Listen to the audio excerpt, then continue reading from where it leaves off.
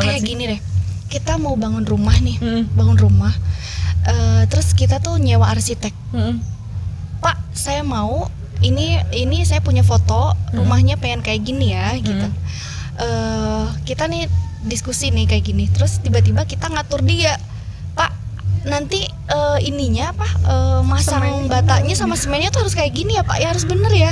Nanti ininya gini-gini, kita ikut ngatur caranya dia, padahal dia jauh lebih tahu daripada kita. Arsiteknya bakal kabur nggak? Kesel lah. Ya udah, didiamin, ditinggalin, bener nggak? Iya bener. Aku yang ngerasain itu. Aku ngatur sama Allah waktu itu, makanya selama berbulan-bulan aku nggak dapat solusinya gitu. Welcome to Podcast Halaman Rumah. Podcast yang berisi obrolan tentang kisah, kasih, dan selisih seputar kehidupan anak muda yang akan nemenin kamu layaknya ngobrol santai di halaman rumah. Assalamualaikum warahmatullahi wabarakatuh. Ketemu lagi di Podcast Halaman Rumah dengan gue Aisyri Hadatul. Wah, Tete, apa kabar? Baik, Ya Allah, Riha. alhamdulillah. Ini baru pertama kali lo ketemu. Oh iya. Tapi pas pertama kali udah banyak banget ngobrol sebelumnya. Teh, kenalin diri dulu nih. Oh ya, aku yang langsung Iya, kenalin nih. iya. Oke. Hai teman-teman, aku Rida. Apalagi nih Teh? Cie, namanya sama. Aku panggilan di rumah juga Rida. Oh ya. Aku apa nih? Terus apa lagi? Terus kegiatan sekarang apa nih Teh? Terus Tete sekarang tuh lagi ngapain sih? Ngapain nih? Kita lagi podcast ya Teh? Oh iya. Terus kesibukannya sekarang lagi apa? Sekarang kesibukannya aku sebagai seorang owner di bisnis aku. Entrepreneur. Amin insyaallah. Jadi kita punya produksi spray bed cover. Namanya, kalau akunnya boleh disebut? Boleh dong, boleh. Ya, akun kita @elvara_id. Kalau secara dari Elvaranya tuh sebenarnya baru mulainya di Januari kemarin. Cuman kalau bisnis kita mulainya sebenarnya udah dari hampir 7 tahun yang lalu. 7 tahun yang lalu. Jadi Elvara nih baru terlahir kembali di Januari kemarin. Masya Allah ya. Jadi sekarang aku bintang tamunya itu seorang businesswoman. Masya Allah, amin. Nanti aku insya Allah meneruskan Teh. Nanti jadi makanya sekarang tuh pengen banget metik ilmunya dari Teteh. Oh, Masya Allah. Amin. Iya. Terus itu perjalanan bisnis awal gimana tuh Teh sampai memutuskan kayaknya kan berarti 7 tahun yang lalu ya? Iya, memulai bisnis. Itu gimana tuh?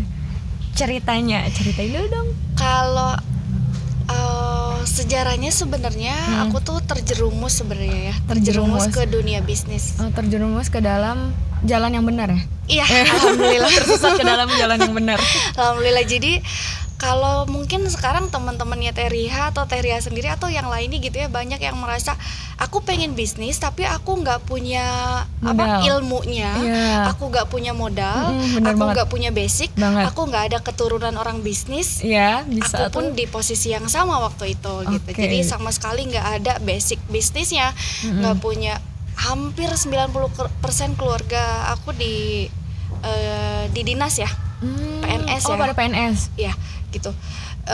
Modal juga nggak ada, terus juga ya udah jelas keturunan juga nggak ada gitu. Berarti totally zero, dari bener-bener dari nol banget. Betul, dari nggak tahu itu apa namanya dropshipper, apa namanya reseller tuh aku nggak ngerti sama sekali. Ongkir tuh apa sih? Ongkir aja nggak paham. Oh, ongkir tuh ongkos kirim ya gitu. Tahun 2013 sih emang belum. Iya, belum. Waktu itu online shop memang udah ada, cuman nggak se-booming sekarang. Kayaknya setiap orang yang aku ketemu pasti kalau sekarang punya bisnis online apa kan gitu ya. Kalau sekarang ya. Kalau dulu masih sangat jarang banget gitu. Aku masih kelas 10 SMA pada saat itu. 10 ya? Iya, kelas 1 baru masuk. Berarti cukup jauh. Tapi mukanya hampir sama. Ada yang suka gitu. Lanjut. Iya, lanjut terus. Jadi sebenarnya kita cerita detail nih? Iya dong. Aku detail tapi nggak terlalu panjang ya. Iya. Inti-intinya kali ya. Inti-intinya. Jadi dulu 2013 pertama kali punya HP Android. Jadi dulu kalau orang udah punya BBM, aku nggak punya BBM. Jadi aku punya BBM-nya tuh di Android. Bukan di BlackBerry. Udah ada itu ya? Android BBM di Android. 2013? Iya udah ada, Oh, udah ada. baru ada. Jadi orang pada punya BlackBerry nih, aku nggak pernah punya gitu. Jadi pas pertama kali beli si handphonenya tuh satu berdua sama suami gitu. Oh Jadi udah kita- nikah nih? Iya, Di udah tahun nikah. 2013 Iya, udah udah nikah. Oh iya, ada cerita di belakangnya nanti. Oke, lanjut. Jadi kita sekarang fokus ke bisnisnya dulu nih. Bisnisnya dulu. Oke, jadi waktu itu HP-nya masih satu berdua sama suami. Jadi kalau misalnya suaminya kantor dia bawa, ntar pulangnya aku yang pakai gitu Ya kan. Allah, sweet banget. Karena emang nggak ada budget buat beli yang lain gitu kan. Terus habis itu lihat di kontak BBM kan banyak yang invite kan waktu itu. Kok ini aku lihat kok hampir semua yang invite tuh kok akun jualan online, ini apaan sih orang gitu kan. Pusing sendiri ya? Macem-macem. Kok hampir semuanya jualan, pusing kan. Tiba-tiba ada temen, dia temen satu jurusan waktu itu. Oh ya aku belum belum kasih tahu ya. Belum. Ini waktu pertama kali mulai bisnis aku lagi ngajar. Jadi aku jurusannya aku kuliah jurusan Bahasa Sunda. pendidikan bahasa Sunda di UP. Dan waktu itu ngajar di tahun ketiga, tahun pertama di tahun ketiga gitu. Jadi sambil ngajar aku sambil jualan online kecil-kecilan waktu itu. Terinspirasi dari temen aku yang satu jurusan juga. Dia ngajar, harusnya ngajar, tapi karena ikut suaminya yang kerja di pertambangan di luar pulau, dia akhirnya nggak kerja, ngurus anak, dan dia sambil jualan online. Dan aku tanya, dia kan gajinya udah 25-30 juta ya waktu itu ya suaminya. Kok masih nyari uang gitu kali ya pikirnya. Iya. Kok masih nyari uang Kok gitu. masih mau kan. Waktu itu pikiran aku yang namanya dagang tuh masih malu, gengsi. Dagang tuh kayak orang butuh gitu kan. Bener sih, bener. Kayak Iya. yang pantasnya dagang tuh yang tidak tercukupi sama suaminya kan. Kalau dia kan udah mapan, kok masih mau sih gitu. Makanya aku kepo kan, tanya-tanya lah, kok bisa sih Put gitu. Terus online shop tuh gimana sih sebenarnya? Dia jelasin perlahan gitu. Dia jelasin dropshipper tuh enak. Aku sekarang di Kalimantan tapi bisa kirim barang dari Bandung ke Riau, nggak usah ribet segala macem. Oh emang bisa ya kayak gitu? Dulu kan belum paham Iya, tuh. belum paham, bener-bener.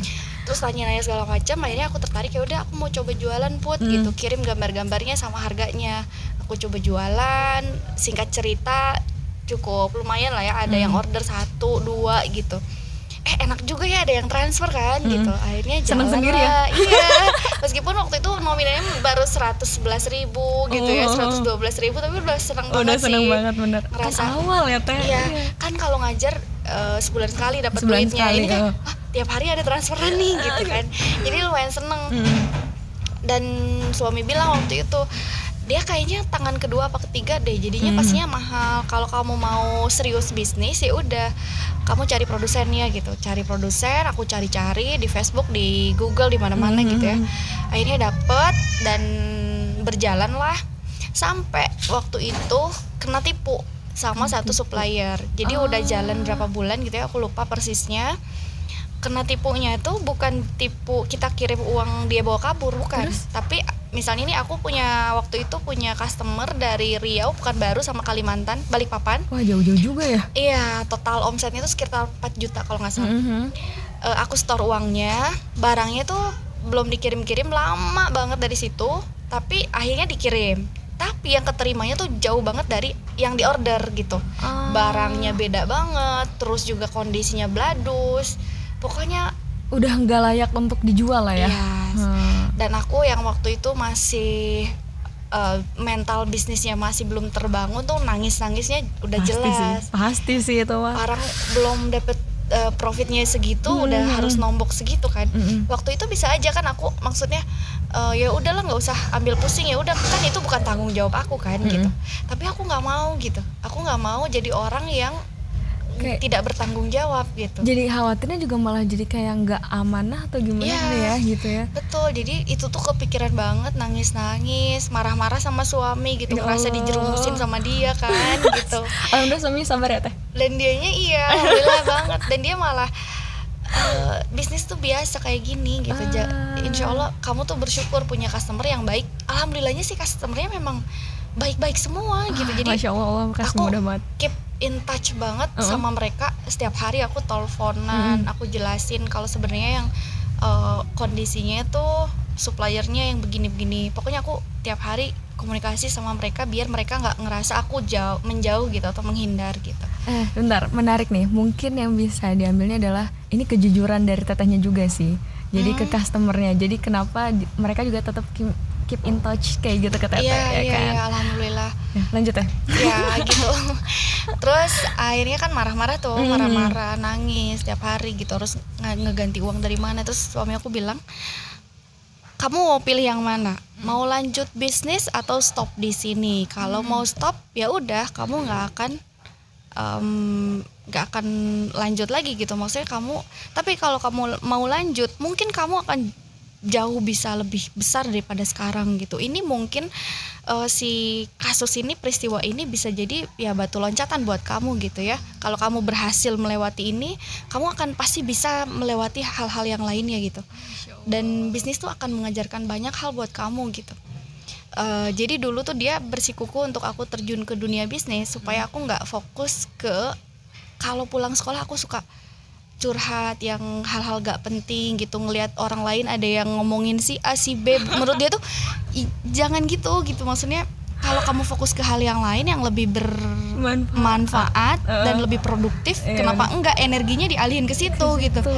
Jangan energi kita tuh terkuras dengan gara-gara permasalahan orang lain. Iya gitu ya. Iya bener. Jadi dia tuh emang sebenarnya niat awalnya itu. Terus tiba-tiba peristiwa itu ya udah, mungkin ini ada jadi salah satu jalan batu loncatan buat kita. Terus gimana kalau misalnya kita lanjut terus gimana gitu? Ya udah, tinggal kita cari distributor kainnya. Di Bandung tuh pusatnya banget gitu. Ya tapi kan itu di Jakarta, aku dengan segala alasan gitu ya. Intinya mah pokoknya lagi memenangkan pendapat sendiri ya, gitu ya. Membenarkan gitu ya, mencari gitu. Pembenaran gitu. Iya. Terus nanti kalau udah ada kainnya, yang jahitnya di mana? Yang jahitnya siapa? Bikinnya kayak apa? Aduh, kan ya, waktu wanita itu tuh begitu emang itu banyak alasan nih kan.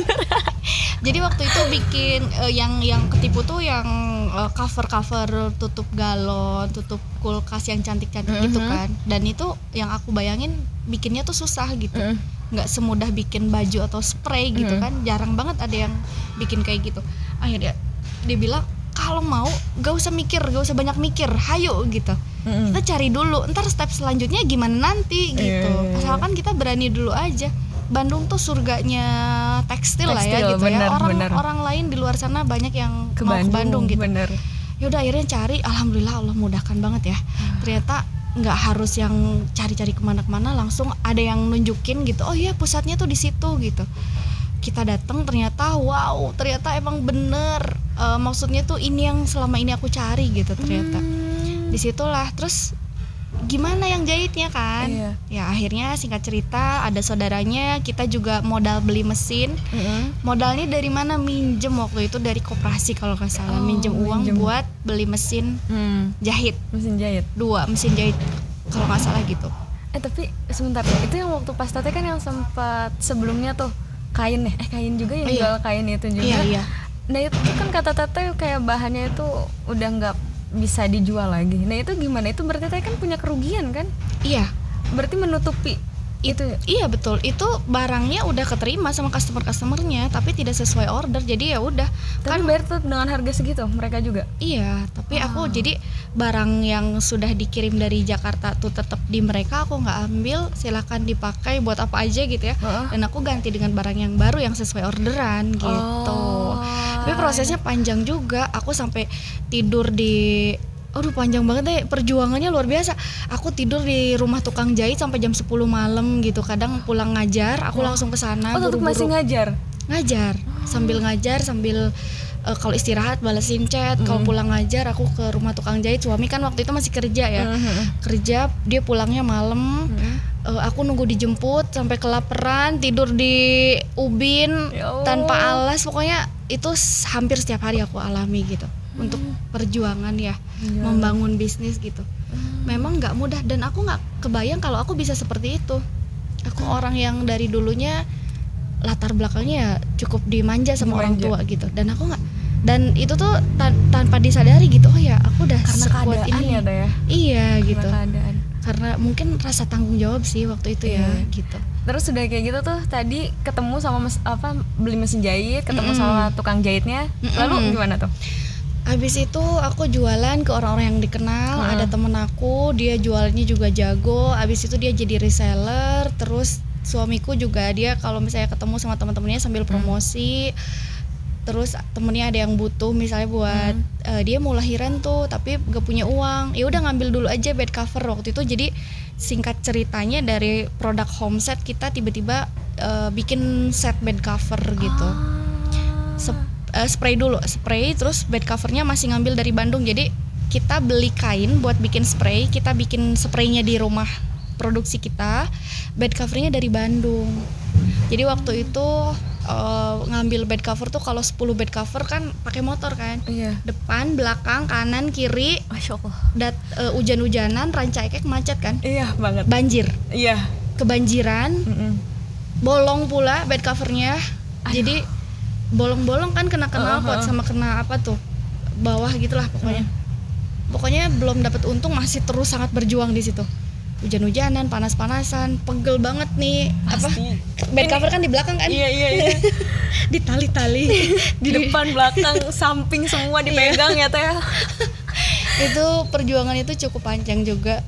Sampai intinya kita ada dari mulut ke mulut dulu gitu, online jalan, di sekitaran Garut juga jalan gitu, nganterin barang, semua kita lakuin sendiri gitu. Dan itu prosesnya berapa tahun ya, 2 tahunan lah ya. Berarti benar-benar berdua sama suami? Iya, dan lebih banyaknya aku karena suami kan kerja, masih kerja gitu. Oh Teteh bawa motor sendiri? Kalau untuk ngambil barang apa? Iya, kadang bawa motor sendiri, kadang sama suami gitu. Harus jadi Wonder Woman memang. Yes. Jadi ngajar, terus juga aktivitas ngerjain di rumah, bisnis di rumah juga gitu. Itu kadang ya tidak mudah juga sih. Benar, kadang ngerasa sangat berdosa sama suami, terkadang lebih fokus ke urusan bisnis daripada rumah tangga juga gitu. Kayak gitulah. Itu aduh, segmen rumah tangga nanti ya. Soalnya sedikit bocoran, ini sampai pernikahan 8 tahun ini Tetehnya ini masih sangat so sweet loh sama suami ya. Ya, lanjut. Masih pacaran ya? Masih pacaran terus. Abis itu apa ya? Yang cerita Teteh bisa sampai kena riba itu gimana tuh? Nah, itu tahun kedua. Tahun kedua. Kan?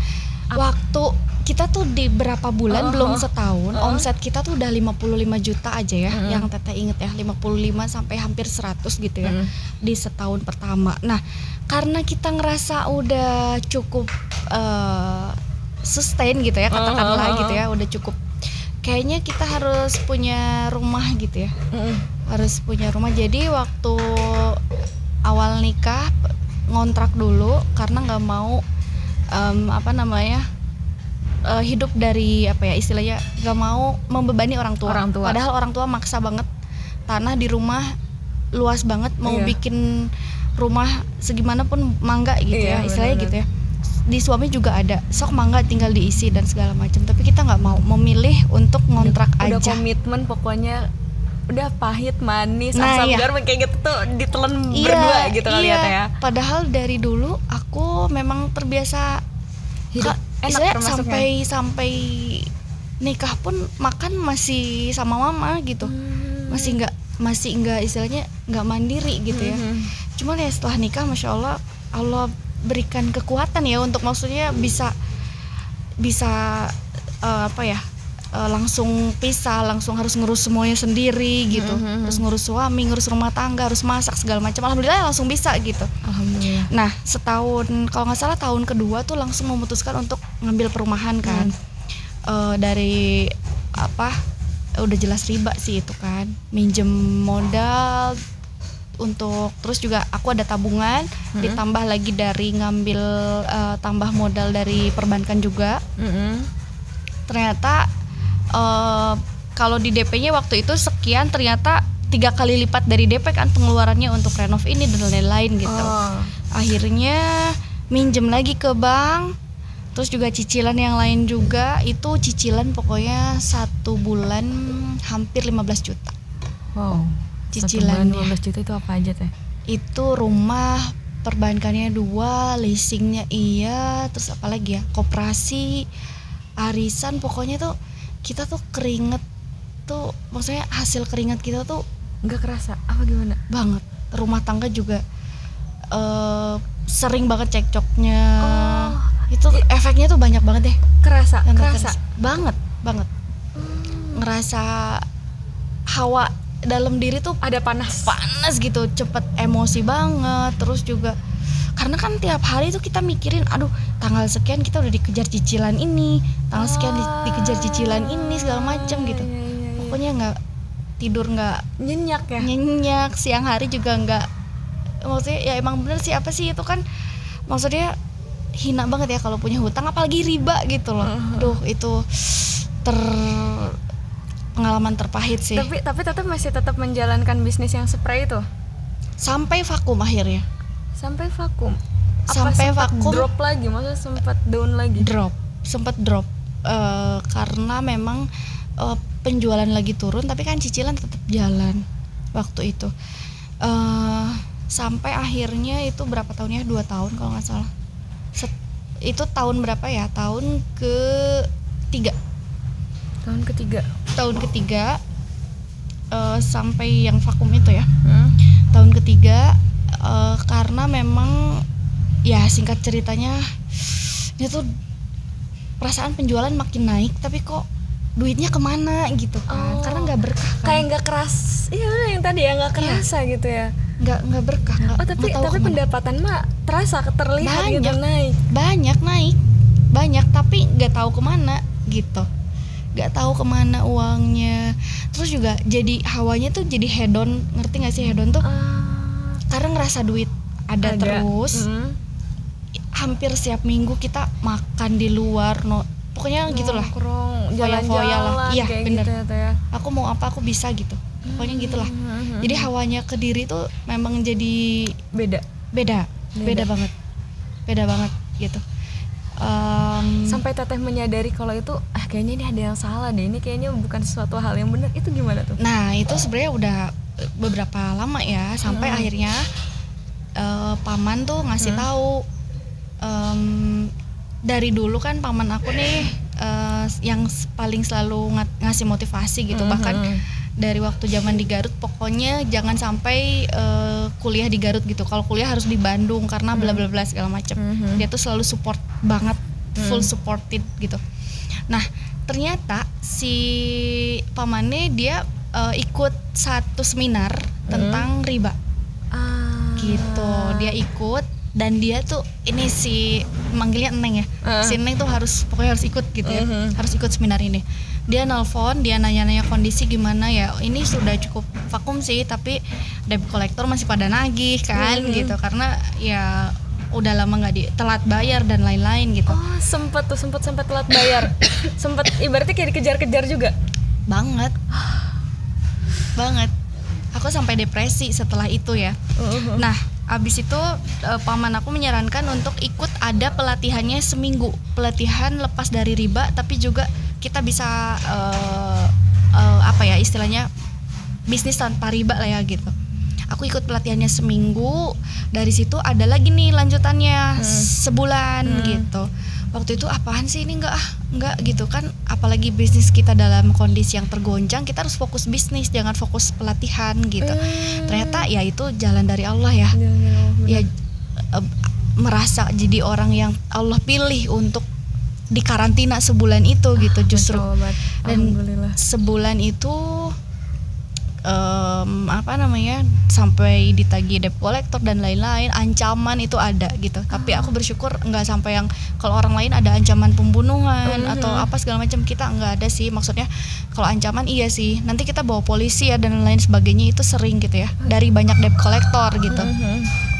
Tapi itu berarti benar ngejalanin, dikejar-kejar tuh sama suami juga dikejar bareng-bareng? Iya. Berarti ikut pelatihan juga bareng-bareng? Bareng sama suami.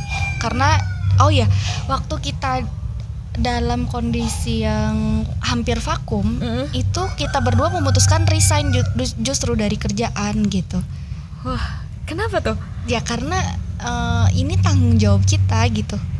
Kita kalau kita kerja, tanggung jawab kerja tuh hanya kita, maksudnya hanya untuk diri kita sama Allah sama keluarga gitu bisa ya.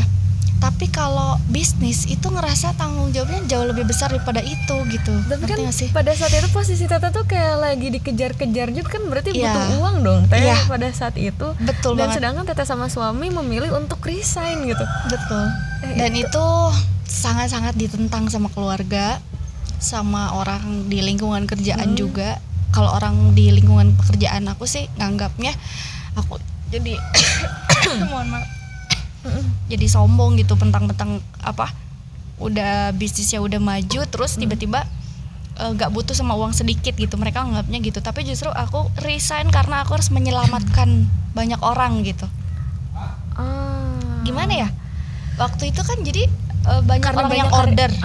Nih oh, katakanlah misalnya gimana? ada 100 orang yang order nih. Hmm. Terus si uangnya tuh aku pinjem buat bayar cicilan dulu. Misalnya gitu. Uangnya tuh aku pinjem buat bayar cicilan untuk ini dan itu gitu segala macam. Berarti kan ordernya tuh terabaikan Iya. karena tidak diproses kan, karena uangnya dipakai buat bayar ini itu kan. Nah, mereka kan selain aku ditagi-tagi sama debt collector, aku ditagi-tagi juga sama customer. Kebayang dong, customer telat 1 hari aja marah-marahnya kayak apa. Customer tuh jauh lebih jahat daripada debt collector loh. Iya sih, benar. Kadang. benar. Iya. Udah ada yang maki-maki, wah segala macam Kok tuh. ininya gimana sih? Kok ininya telat banget? Baru juga padahal sehari gitu ya. Iya, Tapi udah betul. bisa sampai kayak Kalau gitu ini gitu ya. udah telatnya sebulan dong, Oh, sebulan. kayak apa Oh. gitu. Jadi ya udah kita harus fokus ngeberesin ini, meskipun nggak tahu tuh ngeberesinnya tuh harus kayak apa tuh, nggak berarti tahu kayak sama stuck sekali. gitu. Iya, Stuck. bener. Nah, selama aku akhirnya ikut pelatihan kan, pelatihan selama sebulan. Di situ tuh yang dibangunnya pertama adalah spiritualnya dulu, ya ketahui dan kita sama Allah gitu ya, keyakinan kita sama Allah. Jadi pelatihan apa tuh? Itu namanya Muslim Business School. Sekarang udah nggak ada sih. Muslim Business School.